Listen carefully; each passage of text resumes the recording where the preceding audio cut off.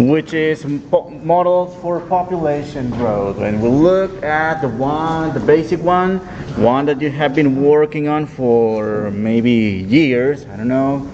You've applied this to solve problems in population growth and maybe even radioactive decay or some kind of decay, you know, and that depends on whether this is decay or growth. That's going to depend on the sign of the constant of proportion, in this case k. All right, so we did the derivation of where is this formula that you know from years, where it's coming from. Ultimately this comes from solving a differential equation, coming up with a definition of how the population grows, or rather the rate of change of the population is proportional to its size. Another application that you may have seen about this formula maybe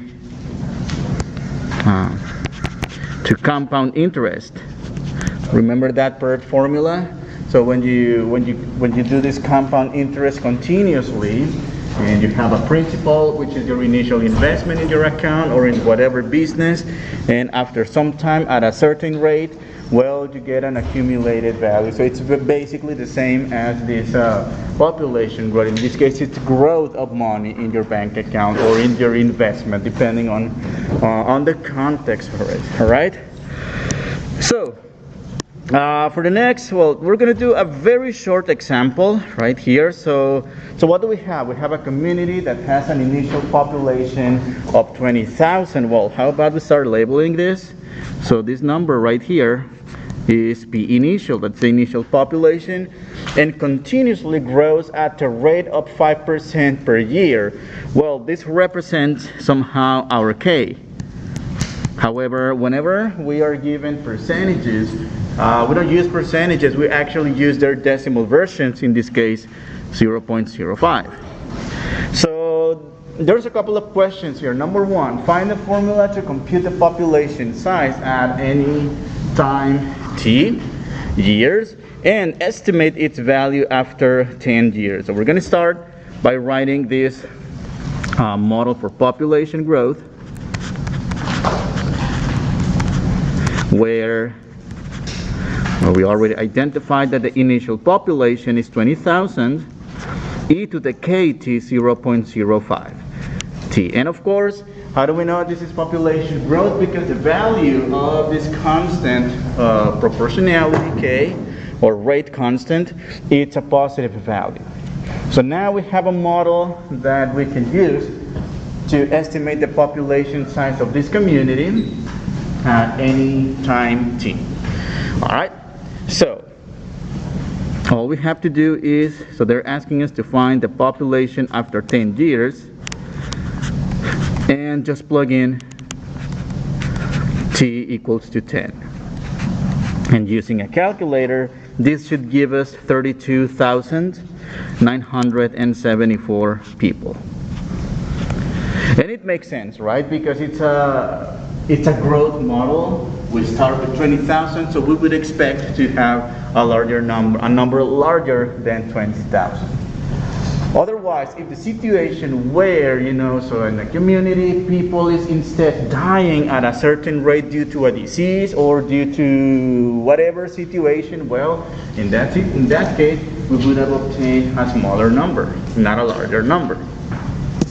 But again, this population model, it's a very toy model, and we learned it initially back in pre-calculus or intermediate algebra, just to see applications of these exponential functions and exponential logarithmic equations, you know, to have some context so we can see where we can apply them. However, this population model is very limited to, it's so fictional that it's not realistic. That's what I'm trying to say. So, and that's because, well, if you think about it, in a community, the amount of people cannot grow infinitely in a community, right? Due to the community size, or even our planet. I mean, can there be like infinitely many people in our planet?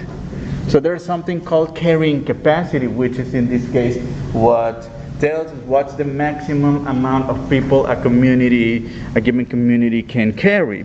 And well, and that's what we call the logistic model, and it's a fixed model in which, in this case, yes, we still have this KP, so the population size, it's proportional to its size, of course.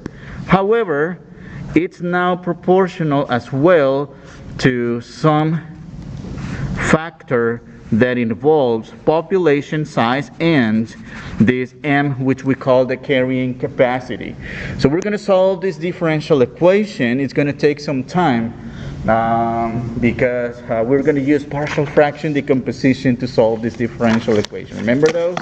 So these are coming back. All right, so number one. So we want to find an expression for P in the same way that we did it before. That is P equals P initial e to the KT.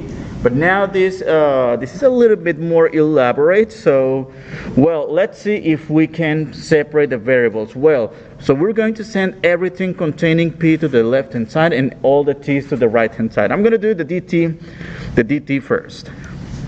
So I'm going to multiply both sides by dt. So dp will be kp times 1 minus p over m dt. And these two factors right here, they both contain p. So I'm going to divide both sides by those two factors.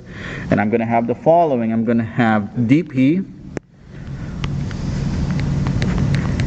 divided by p times 1 minus p over m, and that equals to k dt.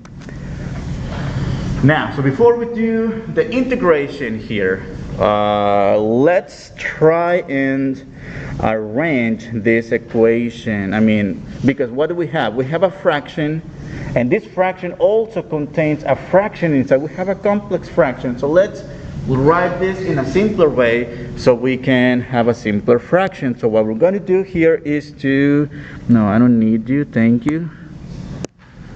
So m, so I'm going to multiply and divide by m. So when I distribute this over here, so that's going to be, well, simply just multiply across, and over here I'm going to multiply inside of the parentheses for both terms. So what's going to happen in this case? Well, so in the numerator we're going to end up with m dp, and in the denominator that's going to be p times 1 times m, which is m. And well, see what's going to happen here when we multiply p over m times m. Do you notice how the m's are going to get canceled? So that's going to give us a minus p. And look at this equation. It looks a lot simpler than the one in the previous step. And I think from here we can go about the integration on both sides. And well, so what are we going to have? So number one, okay, let me do an intermediate step on the side right here. So I do the following. So notice this is this p, it's a linear factor, and this m minus p, it's another linear factor. So we're going to use partial fraction decomposition to compute this integral. Well, this one is going to be a very straightforward KT result. So I'm going to go on this side. So the integral of m over p m minus p, that's equal to, well, some a over m over p rather, plus b over m minus p. dp, notice in this case the dummy variable is p, like if we were integrating with respect to x or something, but in this case the variable is p. Alright, so let's find these constants a and b that actually break up this into the sum of two partial fractions. Well, so in order to do that, we need to set these two quantities equal to each other without the integral sign, without the differential part. Oh, I forgot the differential part here. So we're going to do m over p times m minus p, and that equals to a over p plus b over m minus p. Alright, so if we multiply these two together, if we multiply both sides by the greatest common factor, or rather the least common denominator, not greatest common factor, least common denominator, so that's p times m minus p. Well, on the left hand side we will remain with just m, and on the right hand side, notice how the p's cancel, leaving us with a times m minus p. And notice on the second term, the m minus p's factor gets canceled out, leaving us with b times p. And well, now that we have this reduced equation, if we recall from partial fraction decomposition, this is our basic equation. Remember? That equation that we use to find out the values of the unknown values a and b. Okay, so recall that in this case our variable is p, and in this case we need to figure out clever values of p, or clever values of p, so that we can find the values of a and b. Can you think of a value? I know in this case these values are not going to be numbers like thinking of a -3, a +7, you know. So in this case we need to think symbolically. So can you think of something in this case? M? Alright, so for p equals to m, well, because if we plug in m here, this term gets zeroed out, right? And will allow us to get the value of p. The value of b. So this will be p equals m, so this is m equals to a times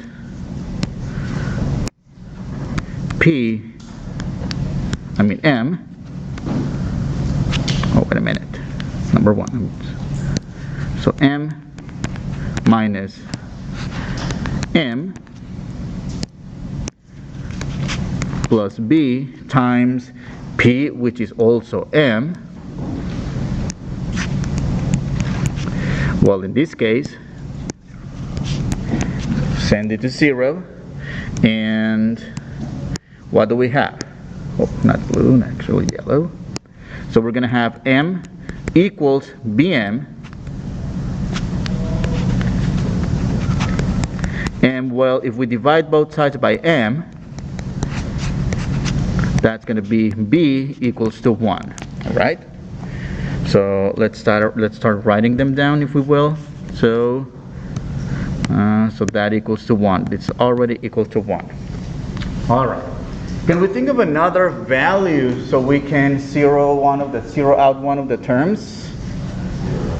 0. How about, yes, p equals to 0.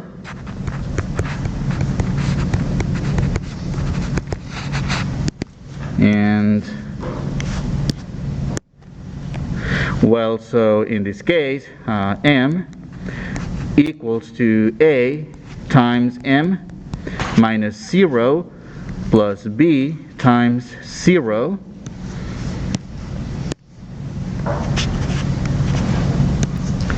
And m equals a times m. And again, if we divide both sides by m, we're going to get a equals to 1. So we got both of the unknown constants. In this case, a equals to 1, b equals to 1. All right. So we may go back to the integral. So let's go back to the integral and write it down in partial fractions. That means the integral of that's 1 over p plus 1 over m minus p dp equals to k times the integral of dt. All I'm doing here is taking out the constant out of the integral, and we may go about the integration. Well, number one, the integral of 1 over p with respect to p, that's going to give us ln of p, absolute value of p, minus ln of absolute value of m minus p equals to kt plus c. Recall that we only want constant of integration in this case. Now the question is, where is this negative sign coming from? Well, it comes from doing the u substitution for m minus p. The du becomes negative dp, so that's where the negative sign is coming from. And well, so putting this together, well, we can use properties of logarithms in this case. So which property of logarithms? You might recall from pre-calculus, whenever you have ln of a minus ln of b, you can write this as the quotient of the logarithm of a quotient.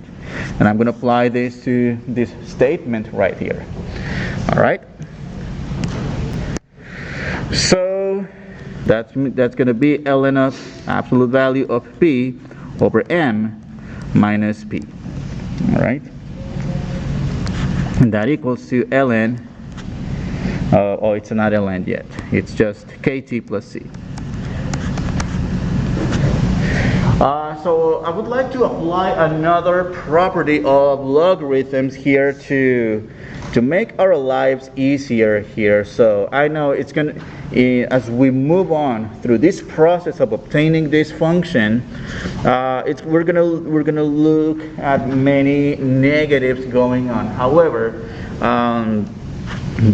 because I don't want to like make this solving too complicated, well, so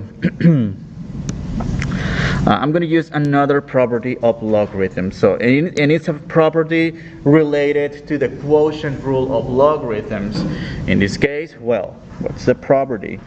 The property that tells us that whenever you have ln of a over b, you can reverse the order of the fraction to b over a, provided you multiply by a negative in front of the logarithm. And I'm going to do that for the left hand side of the equation.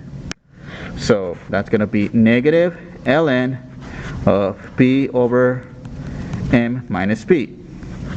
Oh, wait a minute, no, I'm supposed to reverse m minus p over p equals kt plus c. All right? Now, so let's go about trying to solve for p, because ultimately that's what we want. We want to find an equation or a mathematical model for p that depends on t. So we have a bunch of steps to go through still. All right, so number one, let's multiply both sides by -1 to cancel or to get rid of the negative in front. So that's ln absolute value of m minus p over p equals kt plus c. Well, what happens when we multiply -1 times kt? That becomes a negative kt. But what happens when we multiply an arbitrary constant with a positive or negative?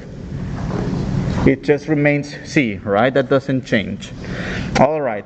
So we can go about getting rid of the logarithm by exponentiating both sides of the equation.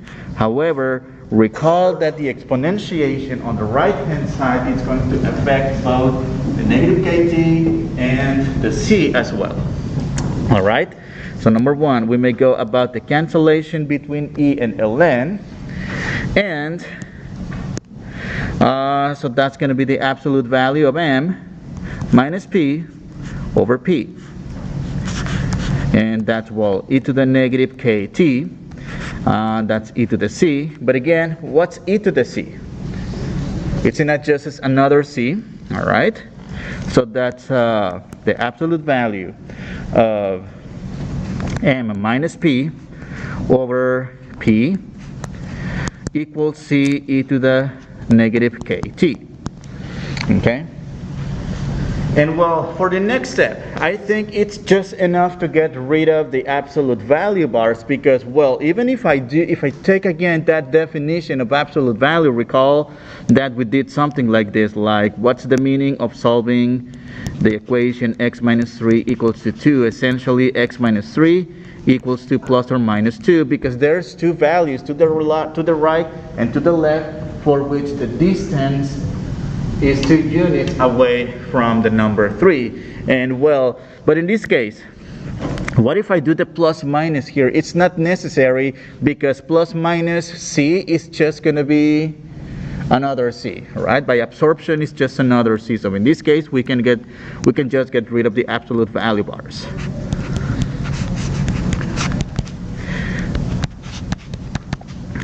All right. And well, so let's go about solving for p. So in this case, we can split the fraction m over p, and negative p over p, that's a negative 1. And well, we're almost there. So I'm going to add 1 to both sides. That's m over p equals to 1, or rather c e to the negative kt plus 1. And well, how are we going to solve this part? All right, let's multiply both sides by p. Okay, I'm going to multiply both sides. Well, that's going to get these two canceled. All right, it's going to get them canceled. And well, okay, let me continue on the next page. So this will be, well, let me actually do it here. I think I still have some space. So this will be m, m equals to, okay, let's distribute the p on the right hand side, one step at a time. So what happens when I multiply p with an arbitrary constant? Doesn't that remain c? It's still an arbitrary constant, c e to the negative kt, and p times 1, that's just p.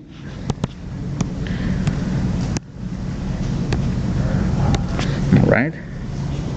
So, but actually, you know what? Let me leave it like, okay, because otherwise I'm not going to get the desired result. I'm just going to call this simply p times c e to the negative t plus 1. All right, I'm going to leave it this time for a reason. Okay? So I think we can go about solving for p, which in this case will be, well, divide both sides by this madness here. So that's going to be p equals to m divided by c e to the negative kt plus 1. So we have an equation. We finally have an equation for p in terms of t. However, we have a number of additional constants here that we need to give them their own identity. Number 1, the constant of integration, and well, m is a value for the carrying capacity. Well, that's a value that we will get in the application. So this is number 1. This is our general solution. And well, we need to find a particular solution. So we need an initial condition in order to get a particular solution, and we're going to use the same initial condition as we did in the previous situation, because well, the initial condition is that the initial population, that is the population at time t equals to 0, is just p initial. So with p of 0 being the initial population, that means that when t equals to 0, p equals to p initial. So we're going to plug these two in our equation here. So let me highlight this. So p will become p initial, and t will be 0. Alright, so this becomes P initial equals M divided by C e to the negative K times 0 plus 1. Alright, and well, the exponential part, so we have a negative K times 0, that's going to be 0. E to the 0 is just 1, any number raised to the 0 power is 1, and then 1 times C, that's going to be P initial equals to M over simply C plus 1. Alright, but we need to solve for C in this case. We need to solve for C. Well, let's solve this baby equation like a rational equation, and we can do there's a couple strategies we could go about. Number one, I think we could do cross multiplication in order to get the C by itself. So this will be P initial C plus 1 equals to M, and distributing the P initial, or rather dividing both sides by P initial instead of distributing, we get C plus 1 equals M over P, and C equals to M over P minus 1, but we can treat this minus 1 as minus 1 over 1. Oh, it's actually P initial, right? So initial, and multiply numerator by P initial, to combine these two together. And that constant of integration is going to be M minus P initial divided by P initial. So this means that this is the quantity that we would have to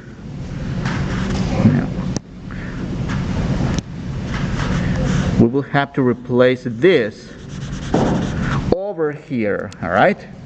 However, do you see the complexity of this quantity? Well, if we plug in this rational expression into this already rational equation, well, that's going to turn that into complex rational equation, and then we will have to find another least common denominator to keep simplifying that equation. So for this reason, this is what we're going to do. We're just going to set this equal to, let's just call it A. All right, let's call it A for now.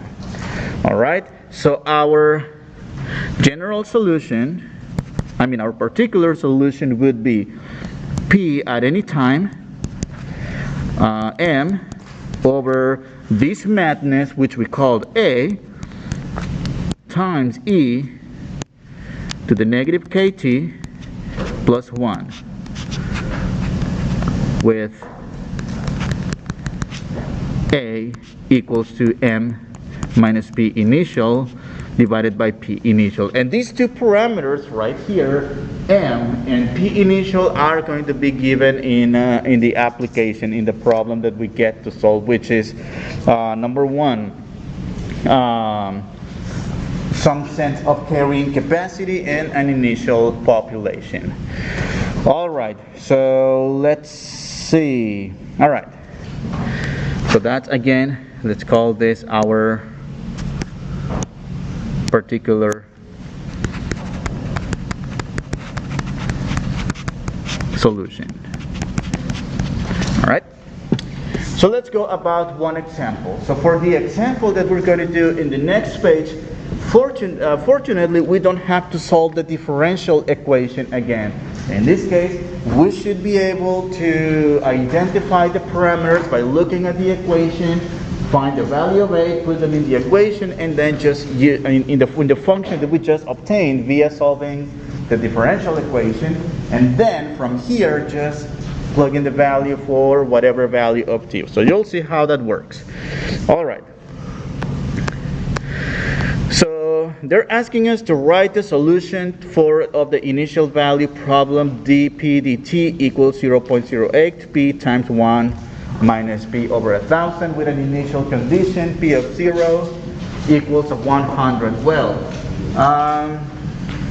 so we don't have to we don't have to do the solving of the equation. So, however, let me write down the generic equation again at the top. So that's going to be dp dt equals k p times 1 minus p over m. All right. So here is what we're going to do. What I'm going to do here is highlight the different values, the different parameters. K over here will correspond to this 0.08. And well, that denominator, that value under P, it's going to be our carrying capacity factor. All right. That is like the maximum amount of people in this case. If this is, yes, in this community, that's the maximum amount of people that that community can carry in this case. And what else do we need to, oh, okay, this will be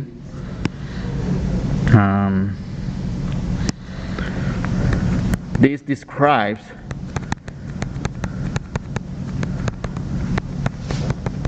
the initial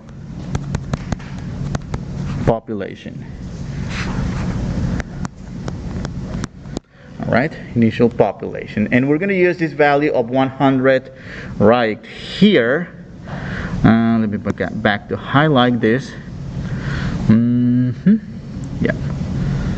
Okay, let me do red.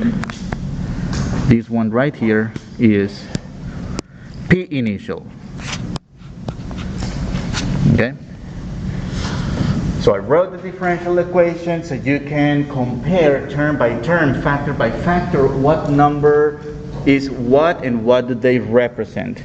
So we have a solution for the differential equation. So fortunately we don't have to go through the entire process. We already have an actual function, which in this case is P of t given by m over a e to the negative kt plus 1, right? And well, in this case, we can plug in our value for m in the function, which we already saw it's a 1000 here. And well, we need to figure out a value for a. I'm going to do that separately. So a equals m minus p initial over p initial. Well, we also know what p initial is. So number one, m and p initial. So this will be, whoops,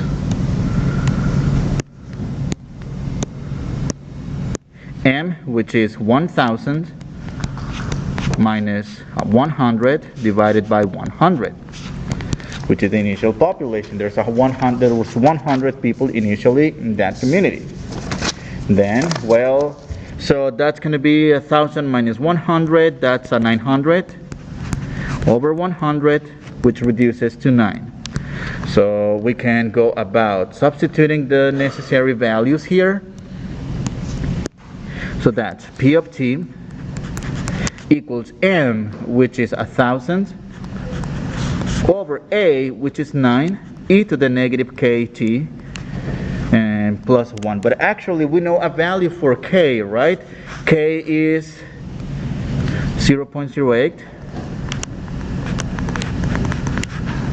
So that's the mathematical model that we're going to use that now relates only p and t. And we can use this model to find the population after our favorite value of t. Well, in this case, they're asking us to evaluate the population after 40 and after 80. I don't think they're telling us what that is, if it's days or years. So let's assume it's years. All right, its population it's usually after year, in years. So P of 40 and P of 80. So that's 1000 divided by 9 e to the negative 0.08, 40 times 40 plus 1. And 1,000 divided by 9 e to the negative 0.08, 80 times 80 plus 1. And after simplifying this, we should obtain 731.6 and 985.3. All right. I mean, the main point here is to understand, well, what's the difference between this model and the previous model that we did before, which is the natural law of growth, which again is a very fictional model because, well, in that model we don't consider that carrying capacity of the system or the community in which this population is growing or getting smaller. So in this case we need to consider this carrying capacity idea in the community. So this actually ends the chapter. So it's chapter 9. So we're going to move through the new chapter today. So that's chapter 11. So it's not that we are not doing chapter 10. Chapter 10 we do it at the end of the semester. We do chapter 11 first. So chapter 11. So this chapter is going to be quite long. It's a bunch of sections on infinite sequences and series. Well, so in this chapter we're going to learn how to determine whether, for the most part, whether a series will converge or diverge. In some cases we will be able to find the infinite sum of a series, but not in all cases. So, well, I will show you in which cases it's possible, which cases it's not possible. So, but before going into the series part, let's go through the infinite sequences part. Alright, so number one, let's define what an infinite sequence is. So an infinite sequence, which is denoted some curly braces with an s of n, it's a special function, but in this case the domain of this function is only the set of positive integers. Alright, and the function of values are a sub 1, a sub 2, a sub 3, a sub n. Well, so why is this why is the domain only the set of positive integers? Well, number one, because in this case we're looking for the first term of the sequence, the second term, the third term, etc. So there's no such thing as the 3.5th term, like when you are in a competition, you may get the first, second, or third place, but can you get the 2.9th place or the 1.7th place?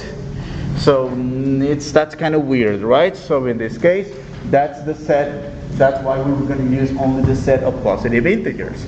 Again, to define first, second, third, fourth, etc. Another way to denote these infinite sequences is having these limits, like the limits of integration. Well, because in this case we're not integrating. Here we're just saying that we are looking at the sequences starting at the first term all the way to infinitely many terms. And sometimes, depending on the function that the sequence is related to, we may need to start at a number other than 1. So in some cases we have to start the sequence at n equals 2, n equals 4, and that will depend again on the restrictions of the domain or of the function that is related to. Okay, so the first thing we do is list the terms of the sequences. So in this case we're just going to look at 3 terms. Let's not make this too complicated. Let's not make this too big. So all we have to do is I'm going to look at the first 3 terms. So what we have to do in this case is substitute n equals 1, then n equals 2, then n equals to 3. All right. So the first term will be the square root of 1 over 2 to the 1 minus 1. And in this case, we separate the terms by commas. Then that's the square root of 2 over 2 to the 2 minus 1. And the square root of 3 over 2 to the third minus 1. Comma, Well, since in this case I'm only listing the first three terms, however, this sequence is denoting that this is an infinite sequence. So, well, of course I'm not going to write infinitely many terms. I'm not going to do infinitely many calculations. That's simply not possible. So, in order to keep the idea that this is an infinite sequence, we just do dot, dot, dot, and that's it. That denotes that the sequence goes on forever to infinitely many terms. And well, let's simplify each term. So the square root of 1 is 1. And 2 to the 1 minus 1, which is 2 to the 0, that's also 1. Comma, the square root of 2 is simply the square root of 2. And 2 to the 2 minus 1, that's 2 to the first power, which is 1. And 2 to the first power is simply 2. And 2 to the 3 minus 1, that's the same as saying 2 to the second power, which is a 4 in the denominator. That's the square root of 3 over 4. And don't forget to write comma, dot, dot, dot to indicate that this sequence goes on forever. And I'm going to write this 1 over 1 as simply 1. Alright? So that's our first example in writing and listing the terms of a given sequence. Now, notice this first example. For this first example, we have a starting index of n equals to 1. But again, as mentioned in the previous definition, we may have the need to start the sequence at a value other than 1. And in this case, notice for the second example, we're starting the sequence at n equals to 2. And that's because of the nature of the function that it's related, that the sequence is related to. For example, in this case, we cannot start at n equals to 1 because if we look at the corresponding f of x, square root of x minus 2, and if you find the domain of this function, set the radicand greater than 0, solve the greater than or equal to 0, and solve the inequality. Well, in this case, the domain of this radical function is a set of all numbers that are greater than or equal to 2. Does that set include n equal to 1? So for this reason, we have to adjust the starting index for this sequence in accordance with the domain. Okay, so, and I'm going to write again 3 terms. I think that 3 terms is enough. So, oh yeah, I have the same color. So this will be, be careful here. Notice this this negative 1 to the n power. So let's start getting into the fancy vocabulary here. You're going to see this negative 1 to the n quite often during this chapter. So this whenever we have this negative 1 to the n power, so it will depend on the parity of n. If n is an even number, the power is an even number, that's going to be negative 1 to an even power, which becomes positive. If n is odd, well, a negative 1 raised to an odd power, that's going to remain negative. And we call this an alternating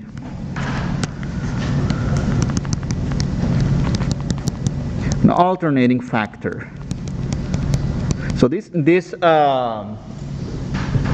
factor is going to make this sequence and eventually a series to alternate between positive and negative. And of course, we're going to dedicate an actual section to alternating series, as you'll see later.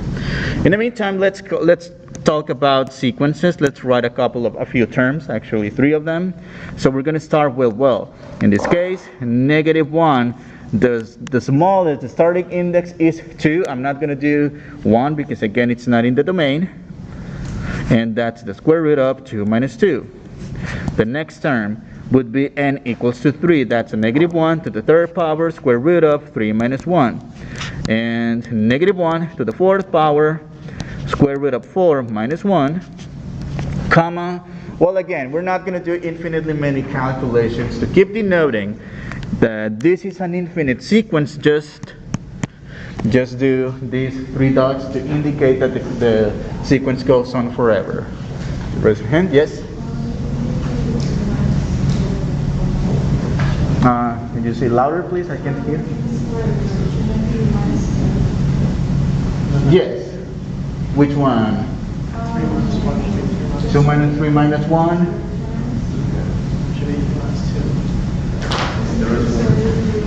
Which one?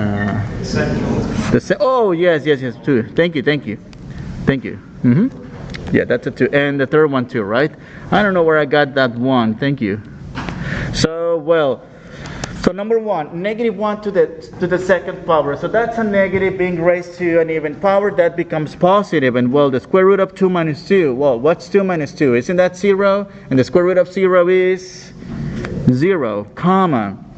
The square root of 3 minus 2. Well, 3 minus 2 is 1. The square root of 1 is 1. But what about -1 to the third power? That's a negative, all right? And then the square root of 4 minus 2. 4 minus 2 is 2. That's the square root of 2. And well, so that's positive. And if the pattern continues, well, it seems like we're going to have the square root of 3, the square root of 4, the square root of 5, etc. Well, that's positive, negative, positive, negative, positive, negative, etc. Right? So here is what we call pattern recognition to keep writing more terms. So you don't have to do, in some cases you won't have to do all the calculations. So the minute you see what the pattern looks like, so just assume that it's the same pattern, and well, be careful if you have these alternating factors in there. All right, so you know what?